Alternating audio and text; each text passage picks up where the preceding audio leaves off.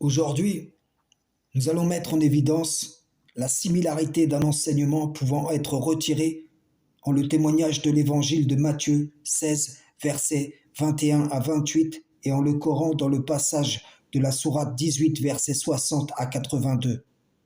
Les gens de l'interreligieux du côté Coran nient le sacrifice du Messie et donc ils nient tout un pan de la prophétie et du côté de l'Injil, ils s'approprient en dévoyant le sens des paroles quelque chose auquel ils n'ont pas part, qui ne les concerne pas. Je disais donc, un même enseignement peut être retiré de contextes différents. Que fait Pierre lorsque le Messie lui annonce ce qui va lui arriver? Eh bien, il réagit, même s'il est de bonne intention, selon la rationalité de l'homme, sans se rendre compte que cela le place en adversaire de la volonté divine. Comme le rappelle Ésaïe, car mes pensées ne sont pas vos pensées et vos voix ne sont pas mes voix, dit l'Éternel. Autant les cieux sont élevés au-dessus de la terre, autant mes voix sont élevées au-dessus de vos voix et mes pensées au-dessus de vos pensées.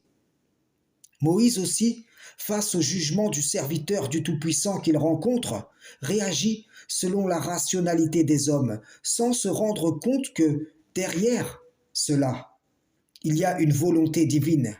C'est exactement ce qui arrive aux gens de l'interreligieux qui font le jeu de Satan. Ils opposent leur rationalité à un dessein divin que leur cœur ne peut accepter. Et ainsi, pensant défendre le Messie, ils deviennent de ceux qui l'ont nié, adversaires de la cause de celui qui l'a envoyé. Frères et sœurs en islam, salam, shalom.